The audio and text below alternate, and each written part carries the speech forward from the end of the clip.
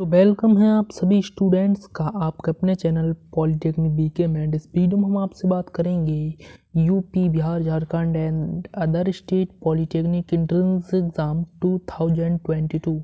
जितने भी छात्र पॉलिटेक्निक एंट्रेंस एग्ज़ाम 2022 की प्रिपरेशन कर रहे हैं वो आप अपनी स्टडी को रेगुलर रखिए एंड अपनी स्टडी को तैयार करते रहिए, ठीक है। एंड आप जितने भी स्टूडेंट्स चैनल पर नए होंगे वो उस चैनल को सब्सक्राइब कर लेंगे एंड जो पुराने स्टूडेंट होंगे वो क्वेश्चन को सही से समझेंगे। देखिए, हम डेली नए क्वेश्चन कराते हैं, कई सारी क्लासेस इंपॉर्टेंट क्लास हमने चला दी हैं। तो देखिए, साइंस की जो क्लास चली थी वो उसमें काफ़ी इंपॉर्टेंट क्वेश्चन थे। डेली क्लास चल रही है, आप डिस्क्रिप्शन में लिंक है, जाकर देख सकते हैं या फिर आसानी से चैनल पर जाकर देख सकते हैं, ठीक है ना। तो देखिए, हम डेली कुछ नए क्वेश्चन लाते हैं जो आपके एग्ज़ाम के लिए मोस्ट इम्पोर्टेंट है ना, मोस्ट इम्पोर्टेंट क्वेश्चन है आपके एग्ज़ाम के लिए। एंड आप हमारी चैनल पे डेली विजिट करिए एंड आप नए नए क्वेश्चनों को हल करना सीखिए, ठीक है। तो चलिए, आज का हम नए क्वेश्चन की शुरुआत करते हैं और सॉल्व करते हैं आपके सामने। तो देखिए, आपके सामने क्वेश्चन है कुछ इस प्रकार। देखिए, क्वेश्चन को सॉल्व करने के लिए हमें करना क्या होगा। सबसे पहले आप क्वेश्चन को पढ़िए। दिए गए चित्र में TPT डैश वृत्त का स्पर्शरेखा है यदि कोण POA एंगल आपका दे रखा है 140 डिग्री, तो कोण APT डैश है ना, कोण POA ये वाला एंगल आपका 140 डिग्री दे रखा है और आपसे पूछा क्या है, कोण APT डैश यानी कि ये वाला एंगल आपसे पूछा है ना। तो इस वाले एंगल को बताने के लिए सबसे पहले एक रूल्स आप समझिए। ये वाला एंगल सबसे पहले आप खुद निकाल के देखिए, नहीं निकले तो इस वीडियो को देख के आप सही से सॉल्व करना सीखिए, ठीक है ना। तो देखिए, सबसे पहले इसका कॉन्सेप्ट क्या है। मान लीजिए कोई वृत्त बनाए यानी कि कोई सर्कल है ना, ये इसका सेंटर है एंड इससे कोई रेखा स्पर्श रेखा जा रही है, ठीक है। तो इस सेंटर से कभी भी ध्यान रखना, स्पर्श रेखा यहाँ भी हो सकती है, यहाँ भी हो सकती है, कहीं भी हो सकती है। तो यहाँ पे आप ध्यान देना, इस सेंटर से इस स्पर्श रेखा पर हमेशा ये 90 डिग्री का एंगल बनाता है, ठीक है।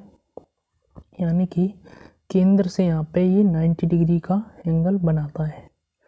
तो सबसे पहले इस क्वेश्चन को कैसे करेंगे, तो इस क्वेश्चन को करने के लिए आप यहाँ पे स्पर्श रेखा यानी कि जहाँ पे ये यहाँ पे टच कर रही है यहाँ पे रेखा, और यहाँ से केंद्र से यहाँ पे ये 90 डिग्री का एंगल बनाएगा, इधर भी इधर भी।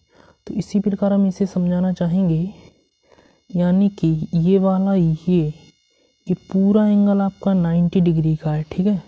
तो सबसे पहले आप इसे ये वाला एंगल निकालिए, एंगल OPA यानी कि ये वाला एंगल सबसे पहले निकालिए, क्योंकि ये वाला एंगल पता चल जाएगा तो 90 डिग्री में से बचा एंगल वो ये वाला रह जाएगा, ठीक है जी।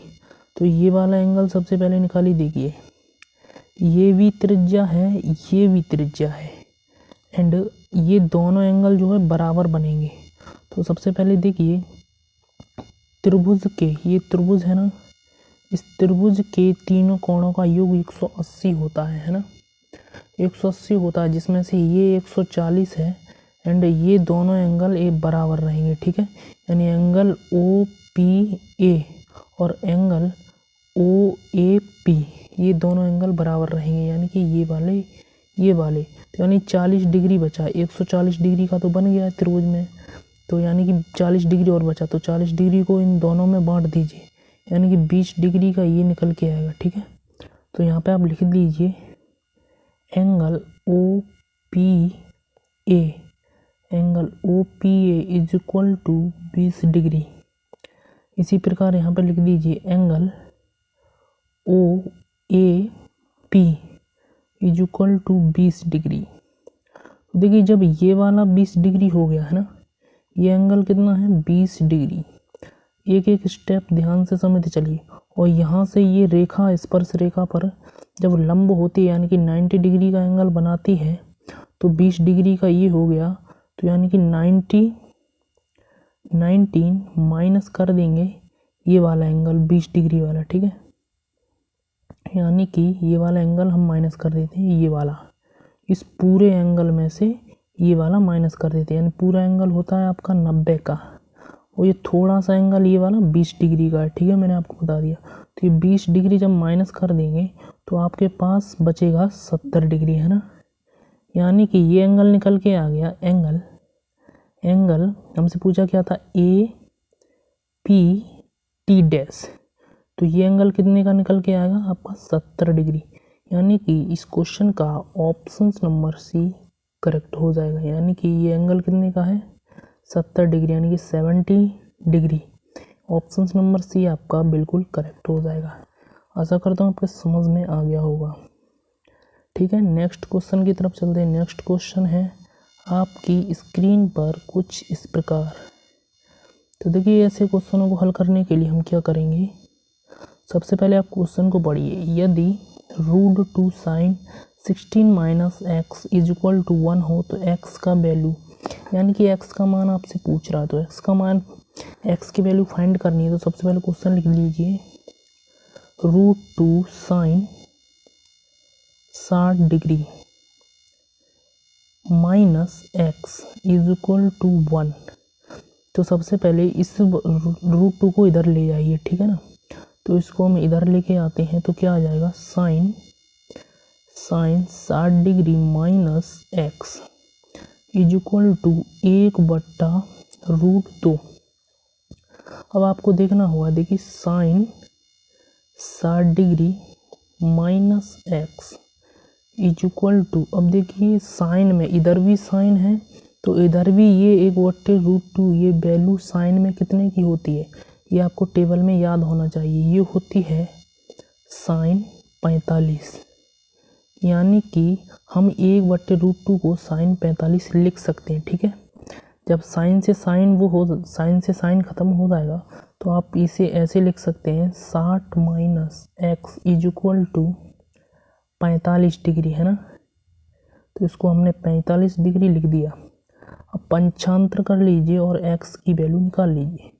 पंचांतर करने के बाद x बराबर आपका कितना आएगा, आपका 15 डिग्री आ जाएगा। यानी कि आपसे पूछा था x का मान, तो x का मान आ गया 15 डिग्री। यानी कि इस क्वेश्चन का ऑप्शन नंबर ए 15 डिग्री, ये ऑप्शन करेक्ट हो जाएगा। तो समझ में कैसा आ गया, इसको इधर कर दिया, साइन में वैल्यू उसकी लिख दी कितने डिग्री है, बस पंचांतर कर दिया और कुछ नहीं, आपकी x की वैल्यू निकल के आ गई 15 डिग्री। ऑप्शन नंबर ए बिल्कुल करेक्ट है। ठीक है, चलते हैं अपने नेक्स्ट क्वेश्चन की तरफ। नेक्स्ट क्वेश्चन आपकी स्क्रीन पर कुछ इस प्रकार। ये क्वेश्चन काफ़ी अच्छा है एंड आपको सवाल आपने किए होंगे तो आपको ज़रूर ध्यान होगा। देखिए, दो रेखाएं AX BY + C1 = 0 और AX + BY C2, दोनों रेखाओं के बीच की दूरी ज्ञात करनी है ना।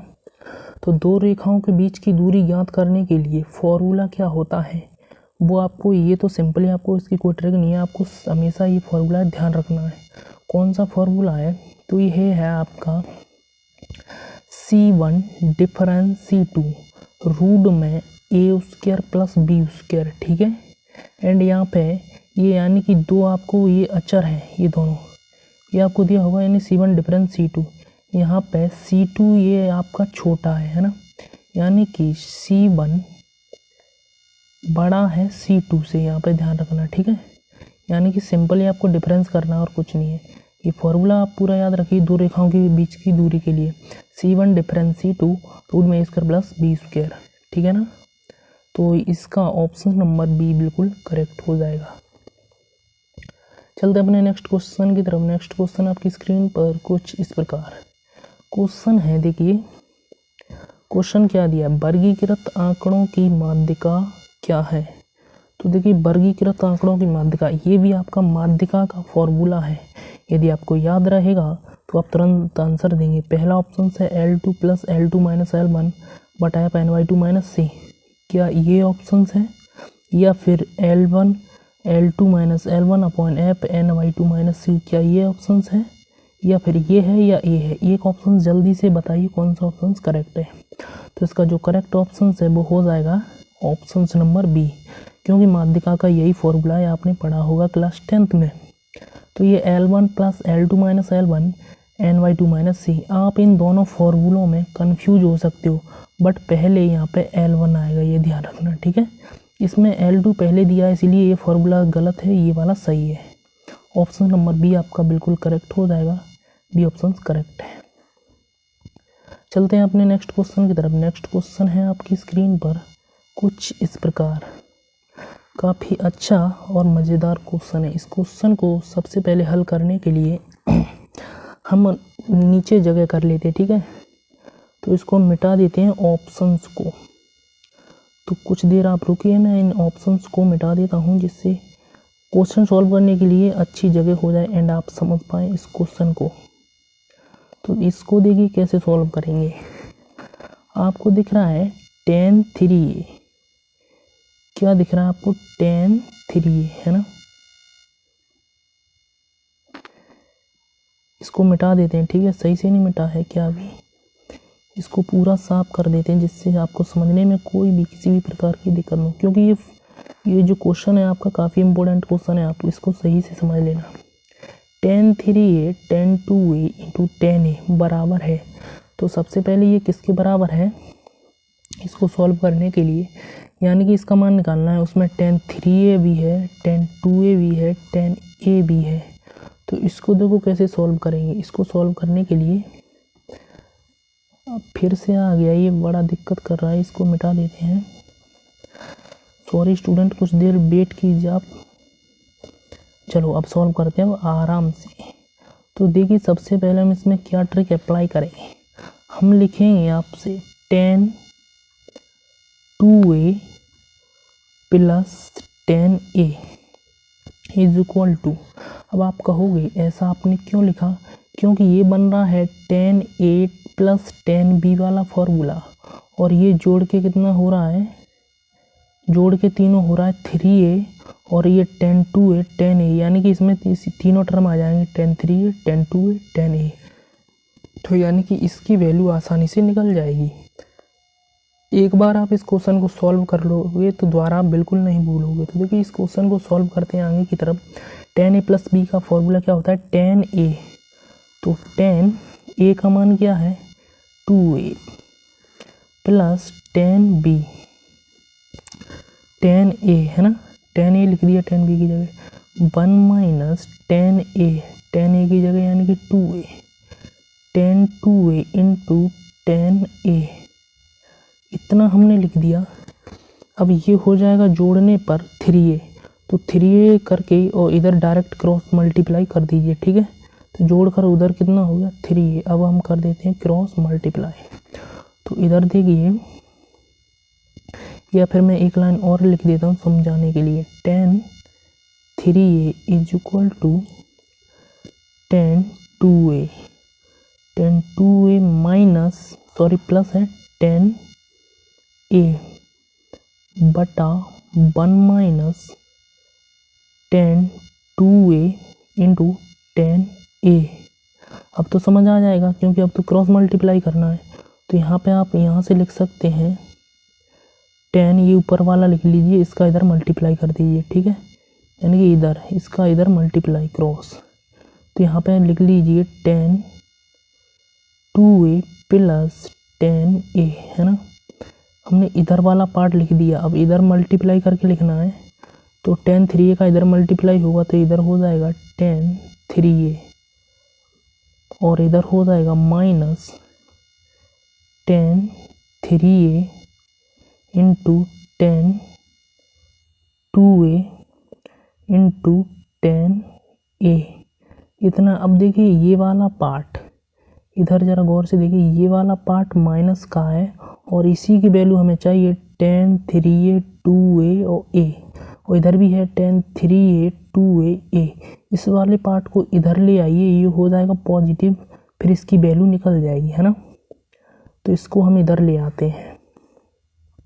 तो इधर लिख लेंगे tan 3a into tan 2a into tan a, है ना, tan a। इसकी वैल्यू हमें फाइंड करनी है, तो इसको हम इधर ले आए, इन दोनों को उधर ले जाइए, तो ये माइनस के हो जाएंगे दोनों। तो इधर क्या बचा था tan 3 ओनली, तो यहाँ पे हम tan 3a लिख लेते हैं और माइनस का ये दोनों इधर आ जाएंगे, ठीक है, ये वाले दोनों तो इधर हम ले आएंगे तो ये हो जाएंगे माइनस के माइनस 10 2a और माइनस 10a, ठीक है। तो इतना इनकी वैल्यू कितनी निकल के आ गई 10 3a minus 10 2a minus 10a। तो यहाँ पे हम लिख लेते हैं 10 3a minus 10 2a minus 10a, यानी कि इतनी वैल्यू निकल के आ गई। तो इसी के बराबर ये आंसर हो जाएगा, क्योंकि मैंने अभी लिखा था यानी कि 10 2 इसकी वैल्यू पूछ रहा था, इसके बराबर ये निकल के आ गई ये वैल्यू। तो ये किस ऑप्शंस में दिया आपका, ऑप्शंस नंबर ए में दिया, यानी कि 10 3a minus 10 2a minus 10a, इसका ऑप्शंस नंबर ए करेक्ट हो जाएगा।